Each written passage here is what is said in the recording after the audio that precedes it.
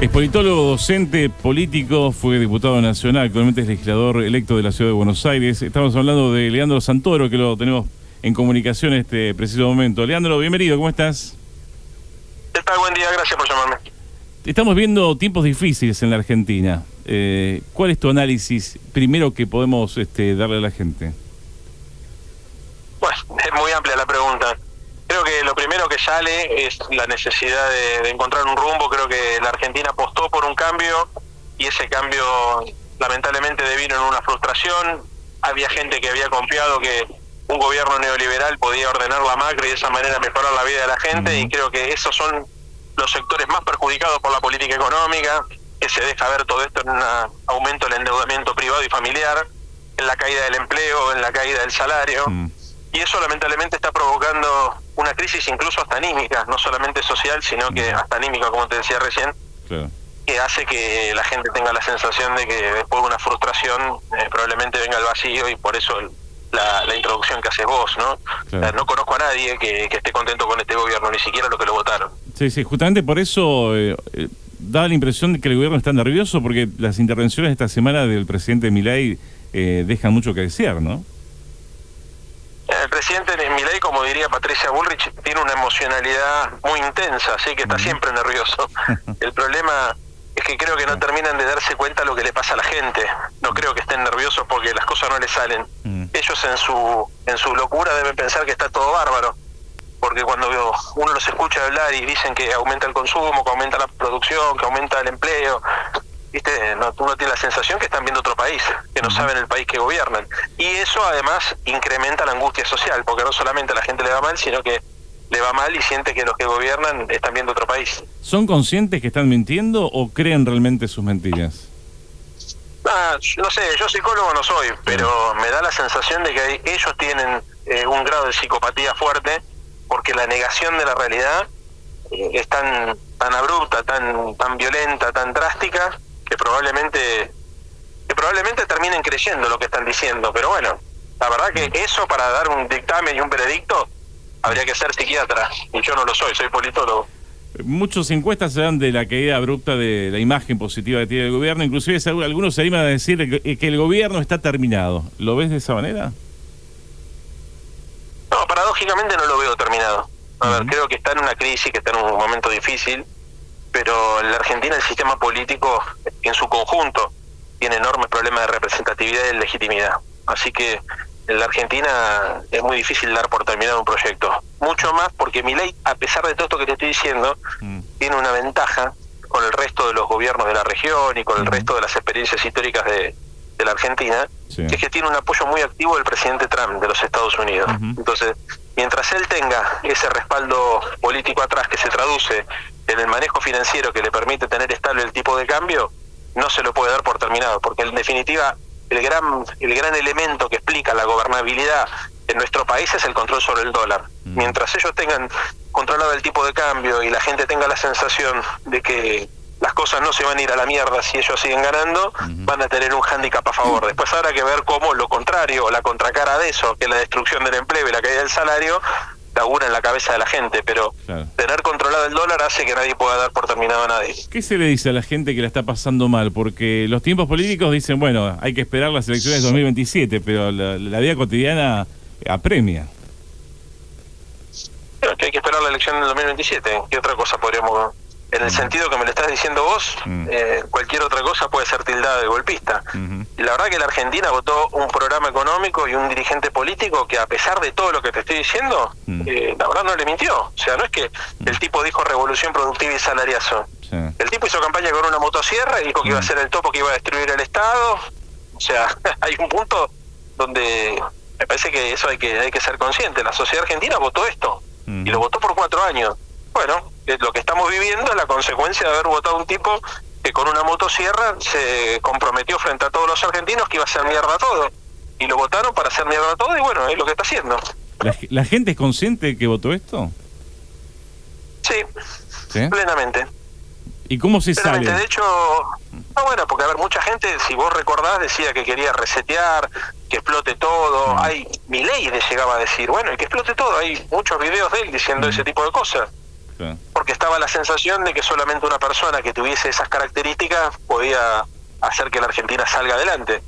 O sea, nosotros siempre denunciamos que eso era un delirio, que nada bueno podía salir de una persona que proponía solamente destruir. O fíjate que no hay una sola política pública, no hay una sola política de gestión, no hay una sola propuesta propositiva. Pero no es un fenómeno local, en el mundo esto se llama partidismo negativo. La gente vota en contra de. Entonces yo no quiero que gane el candidato blanco, voto al candidato rojo, y el candidato rojo tal vez dice que va a destruir todo, pero como yo no quiero que gane el candidato blanco, lo voto al rojo igual. ¿Y cómo se sale de todo esto? Porque es grave lo que está pasando, ¿no? Salen los pueblos, salen los pueblos, sale la gente, no salen los dirigentes, los periodistas.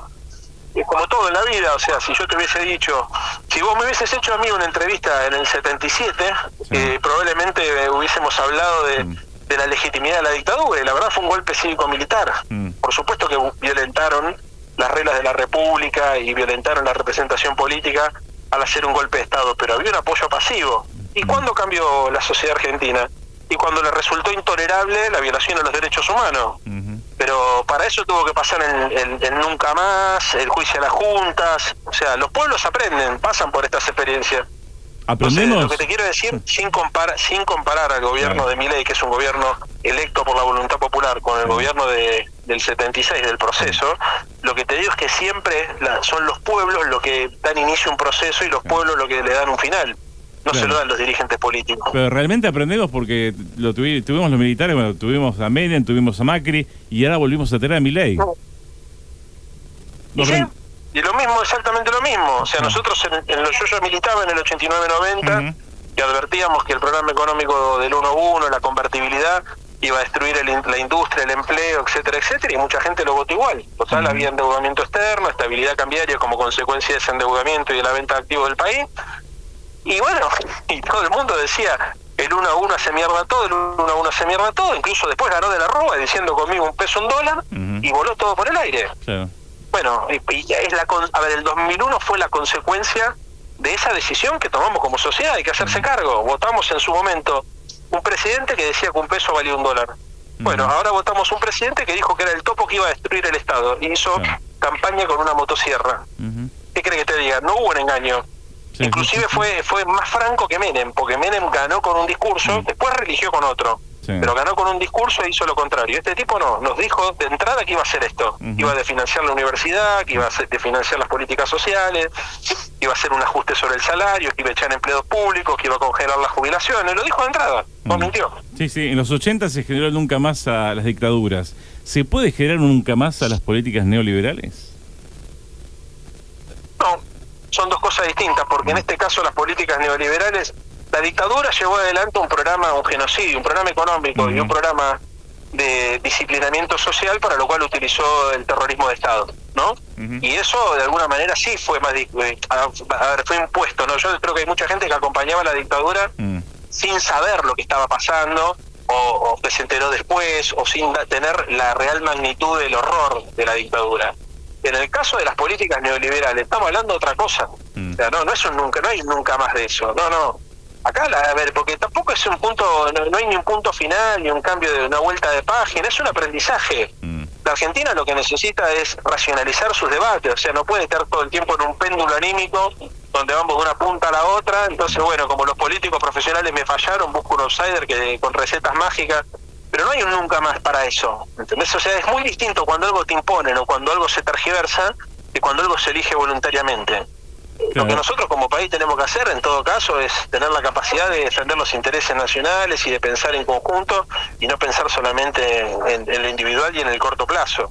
Igual, pero es de otra naturaleza. Me da la impresión que la clase política no está a la altura de los acontecimientos, porque no creo que esté cercano a ese debate hoy. Y bueno, tampoco el periodismo, no veo a la clase empresaria, a la dirigencia empresaria, ni a las universidades en esa línea tampoco. No creo que es un problema de la dirigencia, porque sería fácil, si el problema fuese los dirigentes políticos, cuestión de que aparezcan otros. Claro. Pero históricamente, por ejemplo, las universidades cumplieron un papel, o sea, hay un problema profundo, cultural, civilizatorio, que no pasa solamente en la Argentina. ¿Y cómo se construye una alternativa entonces? Bueno, no sé, no tengo la respuesta a todo. O sea, lo que tengo claro es qué es lo que tenemos que hacer cada uno de nosotros. Lo que tengo claro es lo que hago yo, digamos. Pero después cómo las cosas se ordenan así en los términos que me lo estás preguntando vos, es difícil, porque ¿quién sería yo para decir qué es lo que tienen que hacer los demás? O sea, yo lo que trato nada más de pensar qué es lo que está pasando en mi país, por qué suceden las cosas que suceden, y te estoy dando este reportaje para tratar de colaborar en que alguno pueda reflexionar sobre esto, pero si hay alguna persona que te dice que tiene la receta para los problemas de la Argentina, empezá a desconfiar. Hay varios que lo dicen. Empezá a desconfiar. Por eso. ¿Qué pasa en Unión por la Patria? ¿Hay posibilidades realmente de que se convierta en una alternativa con vistas al 2027? Y bueno, sí, por supuesto que las hay, pero eso repito con lo mismo, o sea, son los pueblos lo que define, la sociedad, son los pueblos. Las cosas no se construyen por decisión política solamente, hay procesos por los cuales las sociedades tienen que transitar. Yo creo que la Argentina necesita un gobierno de unidad nacional y creo que hay que construir consensos sobre políticas de Estado que nos permitan sacar de la agenda de discusión algunos temas. No puede ser que estemos permanentes, que no es lo mismo que hacer un nunca más, ¿no? Porque el nunca más tiene que ver con otra cosa, digamos, ¿no? Tiene que ver con un engaño, con una manipulación. Acá no hubo ni engaño ni manipulación, ¿me entendés? Claro. Eso para cerrarte la idea anterior incluso. No hubo ni engaño ni manipulación, hubo una decisión consciente del pueblo de votar esto. Punto. ¿Me entendés? La democracia, las mayorías son las que gobiernan y obviamente las minorías tienen la responsabilidad de controlar y de presentar alternativas. Ahora, ¿cuándo se va a construir una mayoría social nueva? Son muchos los factores. No depende de la voluntad de un dirigente. El dirigente muchas veces es la expresión de un contexto. Alfonsín apareció en la historia argentina después de la derrota de Malvinas. Ya existía, pero tuvo dimensión histórica después de la derrota de Malvinas. Néstor Kirchner apareció en la Argentina después de la crisis del 2001. Incluso Milei apareció después de la crisis del COVID. O sea, los liderazgos siempre expresan movimientos sociales, movimientos de las capas tectónicas de la sociedad, que son las que verdaderamente definen las cosas. Las personas son menos importantes de lo que creemos.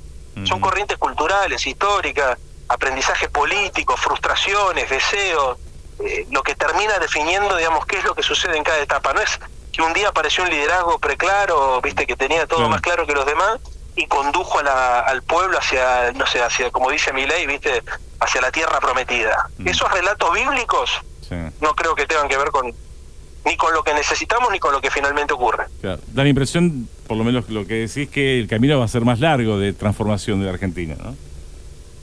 Y como todo, con avance y retroceso, flujos y reflujos, siempre fue así. Claro. Lo que no creo, lo que no tenemos que caer es en el simplismo, de que un salvador, el partido político, que vuelva a juntar, no pasa, ¿entendés? No es que hay un hecho, una jugada, si esto fuese un partido de ajedrez, no hay una jugada maestra que resuelve el partido, no pasa, ¿entendés? O sea, no, creo que eso además forma parte del problema, creer que hay algo mágico o que tiene poderes sobrenaturales, ¿viste? Lo de Milei, o sea, Milei es eso, digamos, ¿no? Él es Moisés, que está llevando al pueblo sobre el desierto hacia la tierra prometida. Bueno, es obvio que eso va a terminar para el orto, porque la vida es mucho más compleja, ¿me entendés? O sea, los que somos padres sabemos la dificultad que tenemos en poder criar a nuestros hijos, a nuestras hijas, digamos, las dificultades que tiene porque uno tiene un deseo, después aparece una realidad que es más compleja, la familia, cómo tiene que tomar decisiones frente a realidades cambiantes, ¿entendés? No, las cosas son más difíciles de las que los relatos infantiles tratan de instalar, y creo que el problema de la infantilización, en el mal sentido de la palabra, de la discusión política en la Argentina, conduce a que siempre inevitablemente terminemos en una frustración.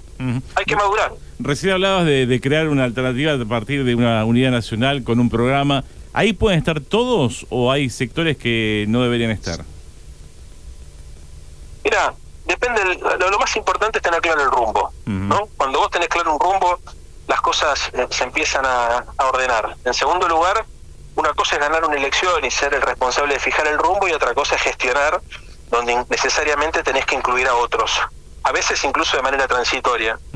Que yo digo, pongo el ejemplo del 2002, ¿no? O sea, Duhalde tenía claro cuál era el modelo de país, y Alfonsín tenían claro cuál era el modelo de país, había que apostar al mercado interno, a la reindustrialización, a la estabilidad de la economía, fijaron un rumbo, y en función de eso se fueron sintetizando acuerdos. Cuando la Argentina se estabilizó, después los partidos políticos compitieron entre sí y ya no hacía falta por ahí ese nivel de consenso para sacar adelante el país de la crisis. Claro. Ahora, había sectores que habían sido responsables de la desindustrialización que obviamente no se los convocaba, pero porque eran parte de la explicación de la derrota y de la frustración del pueblo.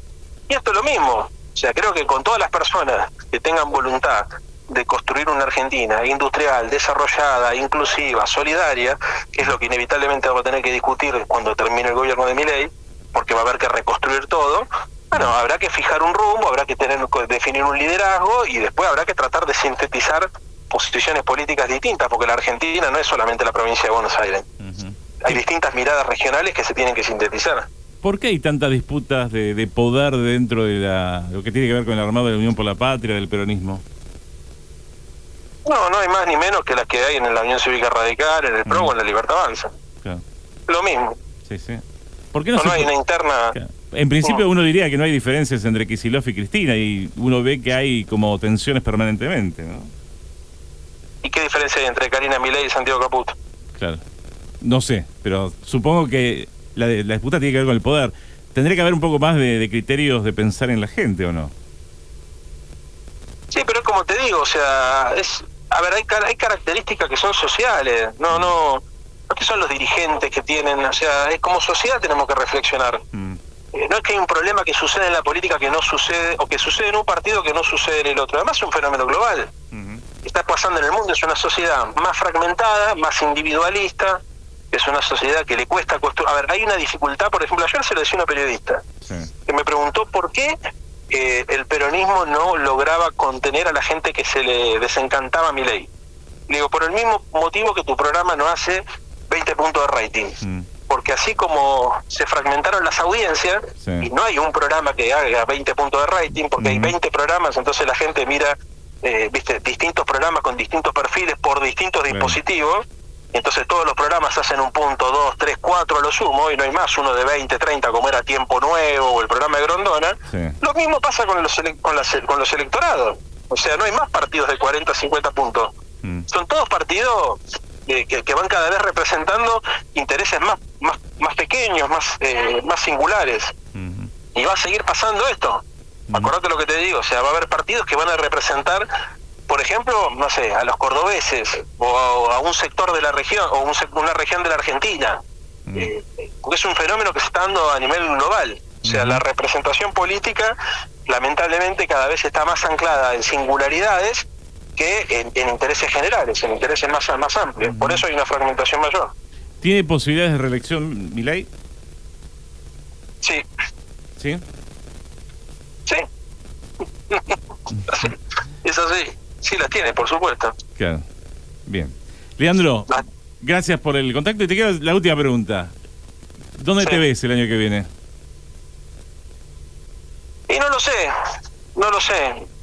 Yo, a ver, haciendo política y militando, después si seré candidato, no lo sé.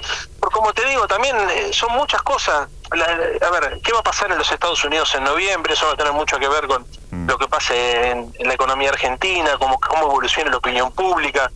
Yo creo que Milei es un espanto, ¿no es cierto? O sea, que ha roto todo.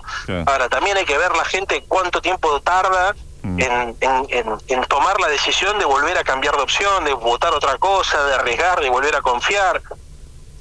Hay que ser serio. O sea, cuando los dirigentes políticos piensan en sí mismos, es lo que te decía recién, ¿viste? De Moisés. Bueno, esta cosa de pensarse preclaro, predestinado, con un destino de grandeza, ¿viste? Narcisista, vanidoso, ególatra. Bueno, muchachos, desconfíen de eso. Claro. A la gente hay que decirle la cosa como son. O sea, yo voy a hacer lo que haga falta y lo que el proyecto político que yo creo que tiene que gobernar la Argentina y la ciudad de Buenos Aires necesite. Y eso se va a resolver en función de un análisis político que excede mis ambiciones o mis gustos personales. Sí, uno piensa en la decepción de la gente con respecto a Milei, la falta de criterios de la oposición para construir una alternativa, y piensa, y en el fondo tal vez no haya una especie de que se vayan todos en el poco tiempo. No, yo veo más un proceso de implosión, de ruptura personal, a diferencia de lo que pasó antes. Y te voy a decir una cosa, la gente en el mundo no está votando a favor de, vota en contra de.